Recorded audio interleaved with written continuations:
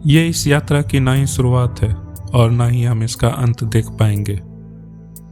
शाम भी मिलेगी, अंधेरे भी मिलेंगे, ऊंचाइयां भी मिलेंगी और गहराइयां भी मिलेंगी। आज मैंने खुद को थोड़ा वक्त देने का निश्चय किया। पेट खाली हो तो खुद को वक्त देना भी बेईमानी सा लगता है, इसलिए खुद को नहीं, अपने पेट को थोड़ी सी शांति दी कि वो मुझे भी शांत से कुछ सोचने दे। पेट ने मुझे आगे बढ़ने की इजाज़त तो दे दी, लेकिन ड्रोन ने उड़ने से मना कर दिया। बोला आज मैं ज़मीन के पास रहना चाहता हूँ। ड्रोन कह रहा था कि आज ऊंचाइयाँ मैं आपको देखने नहीं दूंगा। मैंने कहा ठीक है, ज़मीन पर ही सफ़र कर लेता हूँ, और ज़मीन पर ही चलते हुए मैंने बाजार का मुआयना शुरू कर दिया। सुने इलाके और जीवन में ऐसे मेले तो रोज रोज आते नहीं हैं। मैंने कहा हार क्यों मानूं। मैंने कहा फिर एक प्रयास कर लेते हैं, और फिर ड्रोन ने मुझे ऊंचाइयां दिखाना शुरू कर दिया।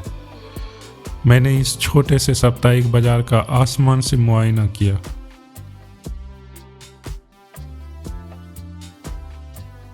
और फिर अपने सुख के लिए आगे बढ़ गया।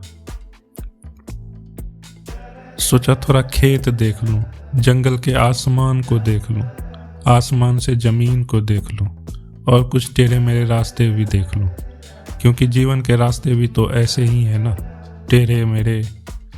कुछ देर के बाद ये शांति मुझे परेशान करने लगी।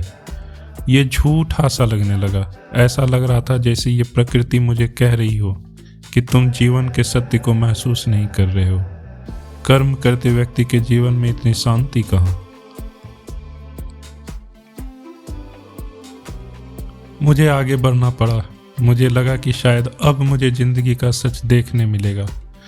अशांति मिलेगी, धोखे मिलेंगे, कुछ कड़वे सत्य मिलेंगे, लेकिन मुझे मिले कुछ छोटे बच्चे। ड्रोन ने यहाँ भी उड़ने से मना कर दिया। ड्रोन बोल रहा था कि जब तक ये बच्चे मुझे हाय और बाय नहीं बोलेंगे मैं नहीं उड़ूंगा। बच्चों की बात सुन ड्रोन थोड़ा ऊपर तो गया, मगर ठहर गया, जैसे ये कह रहा हो कि जिंदगी में ठहराव भी जरूरी है। मगर मैं मानने वाला था नहीं। मैंने कहा उड़ना तो पड़ेगा, दौड़ना तो पड़ेगा, चलना भी पड़ेगा, और थकना भी नहीं है।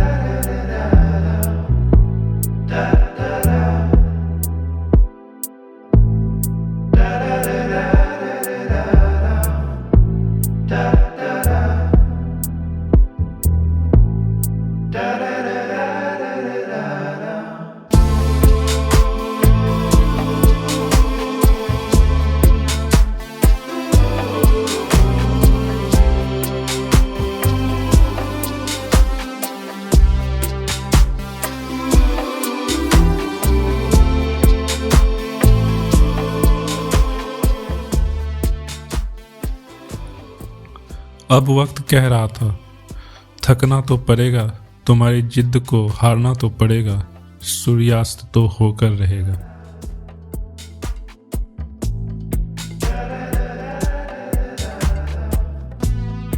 मैंने भी कहा कल सूर्योदय भी होकर रहेगा।